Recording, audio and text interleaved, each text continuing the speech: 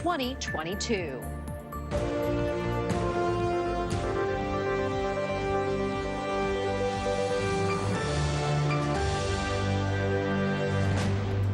Thank you so much for being with us tonight. I'm Tracy Sable. Reaction continues to pour in following a major court verdict in favor of religious freedom and free speech. A court in Finland yesterday upheld the right to free speech.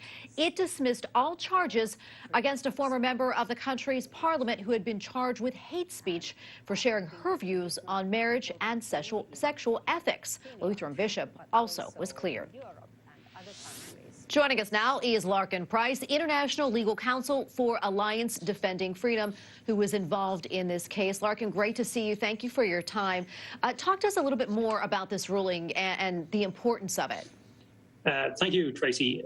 This is an important case, both for Christians in Finland, obviously, but also more widely around Europe, because it illustrates, I think, very clearly the dangers associated with these hate speech laws that we're seeing across Europe at the moment. And it shows in a very pointed way the fact that they can be used to stifle the freedom of religion and the freedom of expression of Christians when they're engaged in making statements publicly to others, and when they're engaged in writing about Christian beliefs, and when they're engaged in using social media. So for us, the fact that two very high-profile Lutheran Christians in Finland would be investigated by the police, charged, and then brought to 2 days of court hearings for expressing what are mainstream Christian beliefs about sexuality and marriage was really quite outrageous. And this case should never have made it to trial. Obviously, we're very happy and relieved, and as are our clients, that the charges were dismissed. But I'm afraid to say that we may not be out of the woods yet. Both Päivi Räsänen and Bishop Johanna may now face an additional round of court proceedings if the prosecutors decide to appeal, and we'll know that within the next week. Can you talk to us a little bit more about that and what that would mean for them? Well, what it means is more disruption and stress in their lives, having to deal with more court proceedings, with more attention on this case, and just generally the problems associated with being dragged into court. Anyone who's been through any kind of court process knows that it's not something that's easy at the best of times.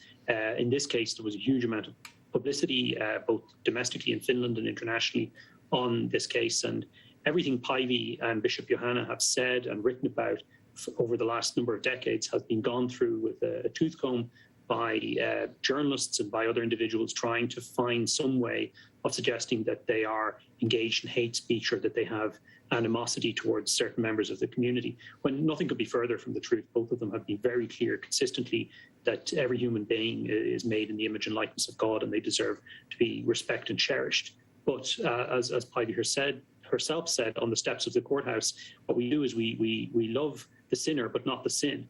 And that's at the heart of what she has been talking about in the course of her writings and her public appearances in over 2.5 decades of public life as a member of Parliament. Lorcan, I'm curious, how is Päivi doing right now? I mean, how did she feel after the initial ruling came out? Well, she's very relieved and grateful, and grateful for the prayers and support she's received around the world and from across all Christian denominations. She's obviously concerned that this could continue. But what she's found remarkable about the whole thing is the number of people who've written to her, people who are not Christians, saying that they admired her courage for taking this stance, and the number of people who have said, as a result of reading about this case, that they've started to look more deeply into what Christians believe about human sexuality and marriage. And that in itself, I think, has given her great strength and comfort in dealing with this ordeal. And Bishop Johanna, the same as well. He has been really impressed by the prayers that he's received from around the world, and people as far away as Africa, Asia, South America, and of course in the United States, contacting them. I think that's been a very important source of comfort and strength for both of them when they're dealing with hostile media and police interrogations and courtroom cross-examination, to know that there are people around the world that have been supporting and praying for them. Yeah, and as you mentioned, Lark, we don't have a whole lot of time left, but it doesn't seem that things are just quite over for them yet. But that being said, with the ruling, can you talk to us maybe about how and if this will help people whose religious beliefs are being questioned? We think it's a very important case for that reason.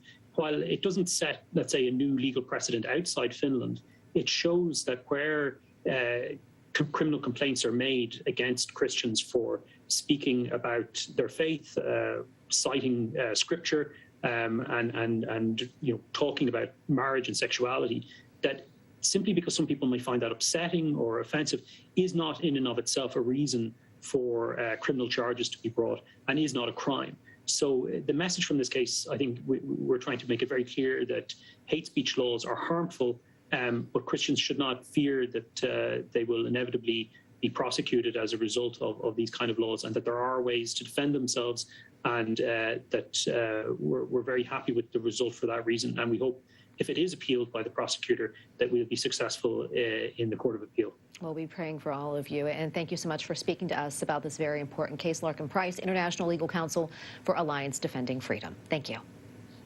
Thank you.